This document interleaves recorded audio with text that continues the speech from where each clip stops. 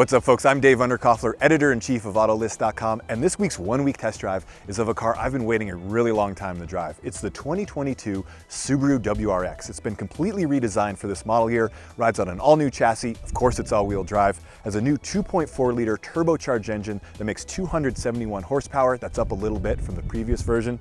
It also comes standard with a 6-speed manual transmission. You can get a CVT, we'll discuss that in a little bit. The one you see here is $37,000 all in, that's for the WRX Limited. But the base model, what I love about this car is the base model is $30,000, and that is a screaming deal. So let's go spend a week with it and tell you what we think. All right, before I get this car any dirtier, let's take a look at it inside and out. So typical WRX characteristic, big hood scoop. This version has plastic cladding around the wheel arches. A lot of mixed feelings about those on the internet when this version was first revealed. I don't love it, but it does blend in nicer with darker colors. This is a functional vent, so that's a nice touch. Out back, no huge rear wing.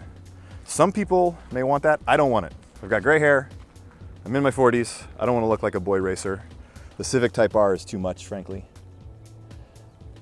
But this does have the quad exhaust, which I do like. So it's a nice mix. Understated, but still tells you what it can do. Inside, let's look what this car doesn't have. It doesn't have fancy Recaro seats, although these are really nice, micro suede. But no Recaro seats, no EyeSight active safety features, and no adjustable dampers for the suspension. Why? Because those only come on the GT model, which is about $43,000. The problem with the GT model is that it doesn't have this, a manual transmission. Subaru is only selling the GT with its CVT, and that's a huge bummer. But because there's no more STI performance sedan, I'm wondering if in another year or so there's a version of the WRX that has a manual transmission and all of those goodies I just mentioned. So stay tuned. We can only hope, right? Well, there's a WRX. Let's go drive it. All right, next up, driving impressions. They're good. This car is a lot of fun to drive pretty much in any situation you find yourself in. 271 horsepower, gets the job done. It's down a little bit on low end torque, but once you get a little higher into the rev band, the car is happy, you're moving quick, and I like that. The shifter itself is definitely smoother than previous generations of Subarus have been. That's nice, and also the clutch feel is really good. It's linear, it's predictable, so kudos to the Subaru on that one. If I had to find a complaint, I would say it's the ride quality. This wheel and tire combo is a little harsh, but it's a trade-off, right? What's gonna be harsh on roads like this means the WRX is gonna be much more happy on a road like this, Angeles Crest Highway. It's north of Los Angeles, one of the best driving roads in all of LA County, and this is where the WRX comes alive. But this WRX just loves this type of road. It's twisty, it's windy, the all-wheel drive system is thriving here. The engine, because it's turbocharged, isn't really challenged by the elevation changes. This is the type of road that the WRX was made for, and it is a blast to drive. This all-new chassis is really well designed, really well set up.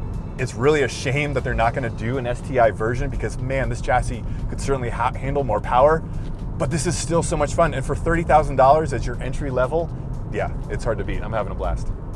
One quick note about this WRX is what it doesn't have, and that's a million different settings to put the car in to tune throttle response or suspension or steering feel. No, this is a get in and drive vehicle. And I know there may be plenty of people out there who want to custom tune every setting in their car, kind of like BMW is doing these days. But to me, the beauty of this car is you get in, everything's set up, and you just drive. That's all that's involved. And I like that. I like that simplicity. The car is dialed in as is, so you don't need to sit there and fiddle like, oh, am I missing out on the car's true potential because I don't have it in the right setting? No, this car, you know the true potential just when you get in and drive it.